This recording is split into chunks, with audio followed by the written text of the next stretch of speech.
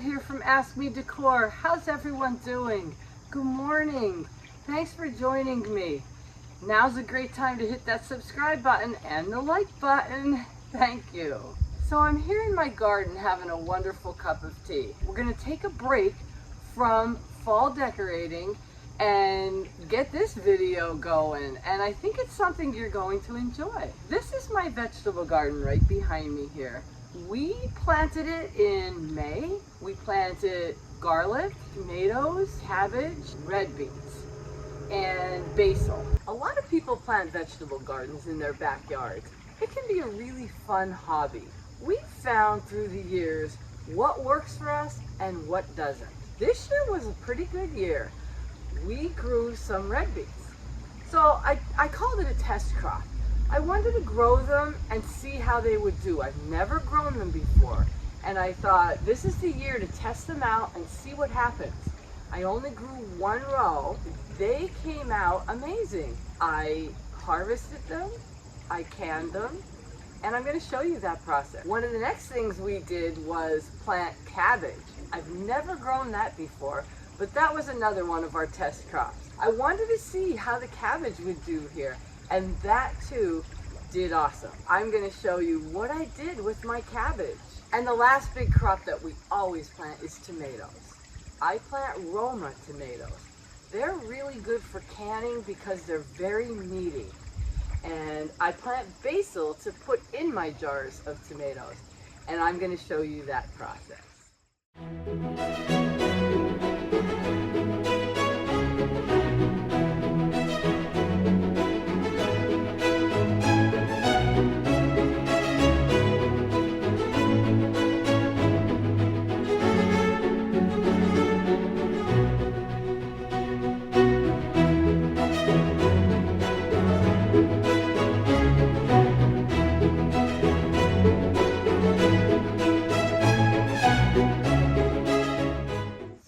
Around this time, we start harvesting, and then it's time to start canning. Now, my mother and my mother-in-law, a lot of the older women in our families, in our areas, can. It's something that is a tradition in our family, and I want to continue it.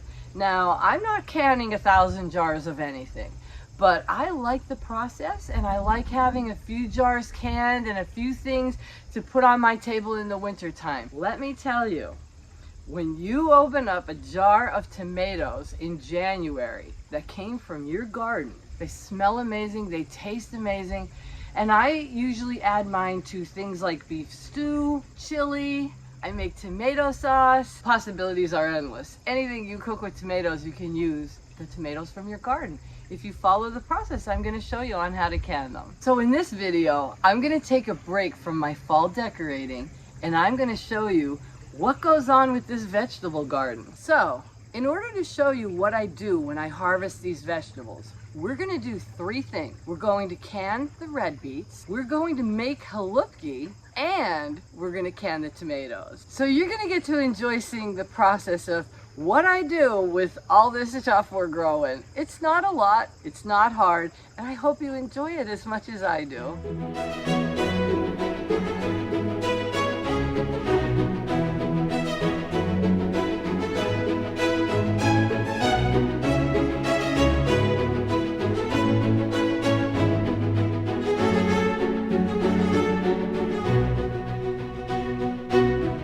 I want to show you what I'm doing today. I've got a pot of red beets. I thought I would just put a small row of them in our vegetable garden just to see how it will go. Can I grow them? Will they grow here? This is what I ended up with.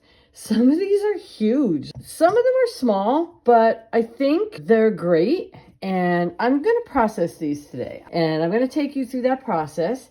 Next year, We're gonna grow more of these. This is the brine that we're gonna put in the jars when we put the red beets in. Now this has to get cooked a little bit, so I just have it sitting here waiting to cook it on the stove and get it nice and hot. You want it real hot when you put it in the jars. What it has in it is 3 cups of vinegar, a cup of sugar, a tablespoon of ground cloves, a tablespoon of allspice, and a tablespoon of salt. That is going to go on the stove very soon, and I'm going to boil it and get it good and hot. Over here, we have our jars boiling. Now, I think I have enough red beets to fill 3 jars, so I will boil 4 jars. These jars I store in my basement. Now, this is not my canning pot. I have a huge one. This one's a smaller one that, because I'm only boiling 4 jars, I don't need the giant pot.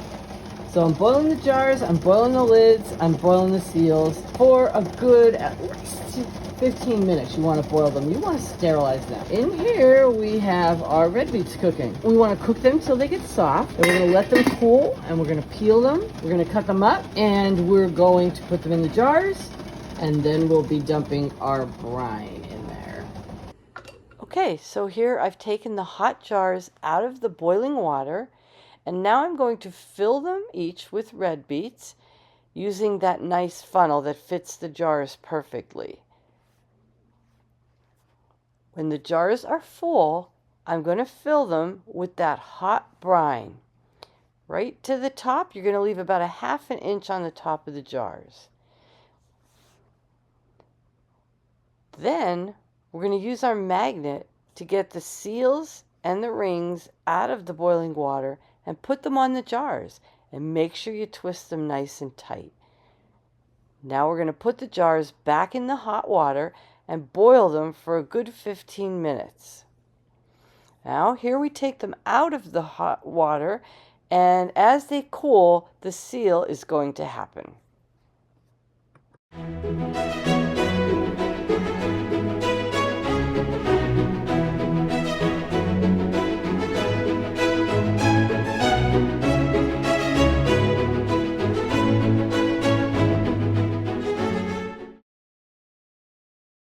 Now we're going to make HALUPKI. The first thing you need to do is cut the core out of the cabbage and boil it on the stove to get it soft. These are the cabbage leaves that I pulled off that cabbage. Now I think I'm going to get about 20 HALUPKI. I put them like this on a towel, and it's a towel that does not have a lot of fuzz on it. I'm letting them drain right now, and I'm going to mix my hamburger, rice, some fried onions. I fry them in a ½ stick of butter, salt and pepper, and garlic. I'm going to mix that hamburger mixture all up, and then you're going to see how we roll these.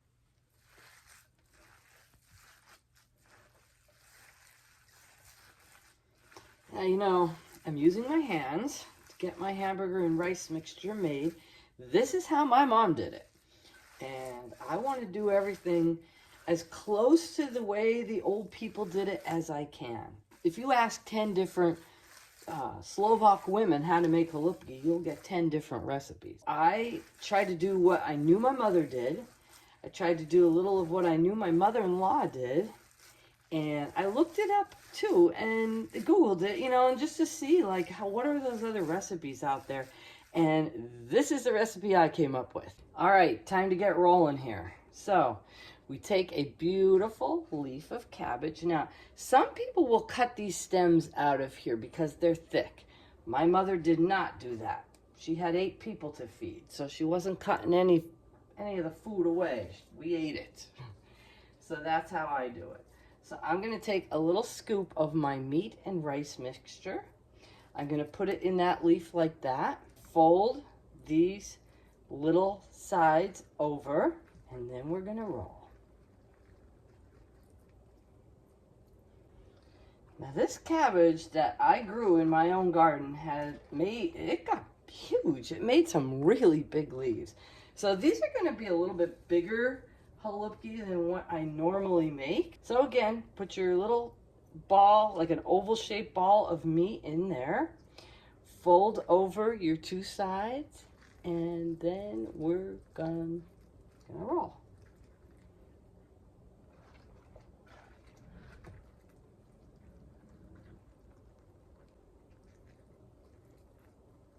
All right, we're all rolled up here. We have some extra leaves, and what we do with these is we put them in the bottom of the crock pot.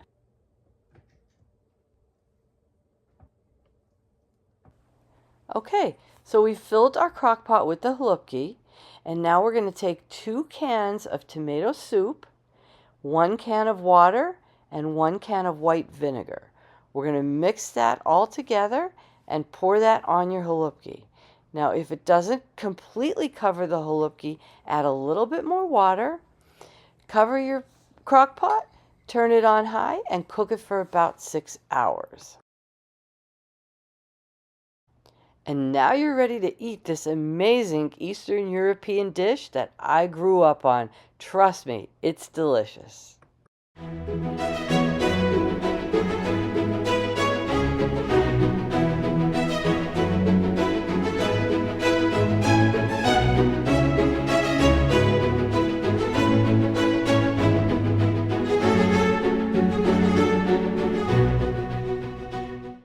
Here's our Roma tomatoes, all washed and ready to go. On the left side of the stove, I have the jars boiling and sterilizing. On the right side of the stove, there's a pot with boiling water. Put the tomatoes in there until you see the skins start to crack. Then you take them out of the hot boiling water and put them in a dish on the side.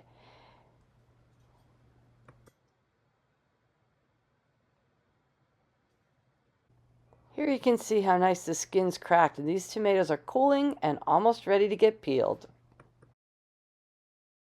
This is my canning kit, which includes a funnel that fits the tops of the jars perfectly, a device with a graduated end on it that helps you get a 1/2 inch of airspace on the top of every jar so that it seals properly, a little magnet so that you can get the seals and the rings out of the boiling water, and a jar lifter, which really comes in handy.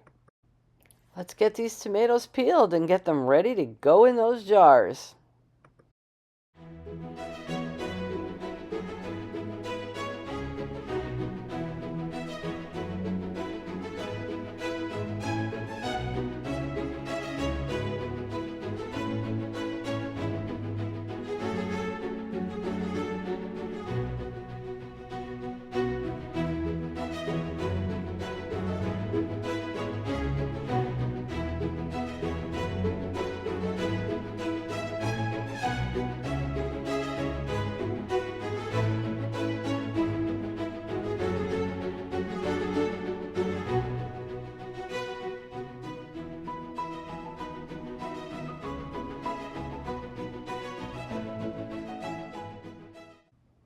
Now we're going to put a teaspoon of sugar in each jar and a teaspoon of salt in each jar.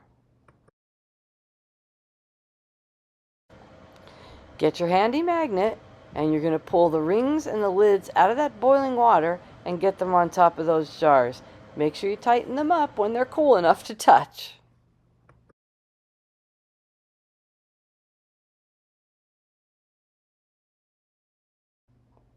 Now you're going to put those jars back in that water, get them boiling for about 15-20 minutes. When you pull them out of the water, you're going to let them cool on your countertop until they seal. As they cool, the seal is created, and you will hear the lids pop when they seal. If they don't pop, reboil them. If they still don't pop, you've got to eat it today. You can't keep them.